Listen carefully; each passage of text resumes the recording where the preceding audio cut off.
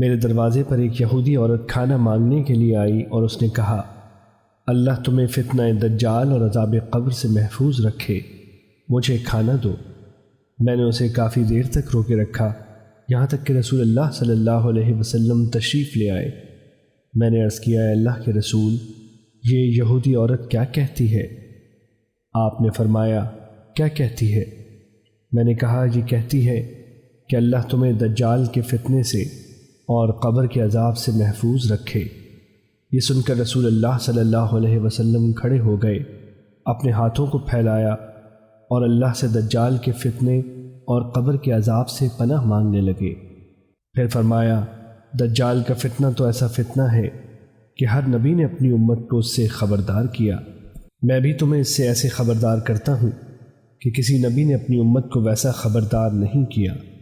سنو کہ وہ کانا ہوگا جبکہ اللہ تعالیٰ کانا نہیں ہے، اور اس کی آنکھوں کے درمیان کافر کا لفظ لکھا ہوا ہوگا، ہر مومن اسے پڑھ لے گا۔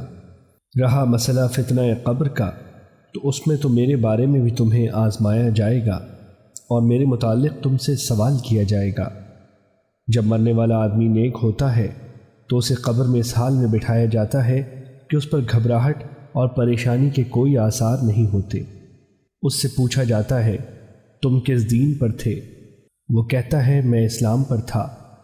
پھر اس سے پوچھا جاتا ہے، تمہارے درمیان جس ہستی کو مبعوث کیا گیا وہ کون ہے؟ وہ جواب دیتا ہے، وہ اللہ کے رسول محمد صلی اللہ علیہ وسلم ہے۔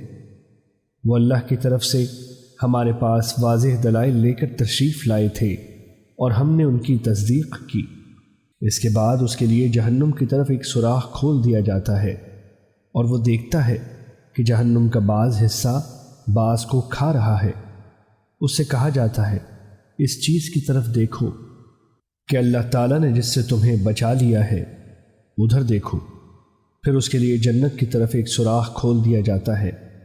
وہ جنت کی رونق و بہار اور اس میں موجود دوسری نعمتوں کو دیکھتا ہے اور اس سے کہا جاتا ہے، اس جنت میں یہ ٹھکانہ تیرا ہے۔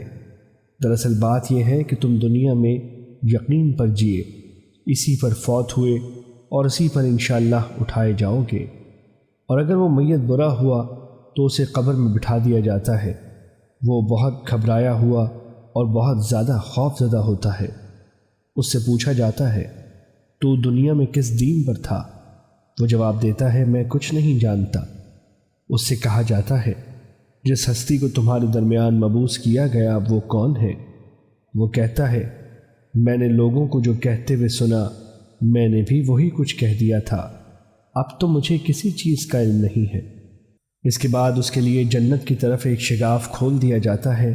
وہ اس کی رونقوں اور اس کی نعمتوں کو دیکھتا ہے اور اس سے کہا جاتا ہے، اس چیز کی طرف دیکھ جو اللہ تعالیٰ نے تجھ سے پھیر لی ہے۔ اتنے میں جہنم کی طرف سے ایک سوراخ کھول دیا جاتا ہے۔ وہ اس کی طرف دیکھتا ہے کہ اس کا بعض کو کھا رہا ہوتا ہے۔ پھر اسے کہا جاتا ہے، جہنم میں تیرا ٹھکانہ یہ ہے۔ دراصل بات یہ ہے کہ تو شک پر تھا، اسی پر مرا اور اسی پر تجھے انشاءاللہ اٹھایا جائے گا۔ پھر اسے عذاب دیا جاتا ہے۔ حدیث نمبر 3302، مسند احمد۔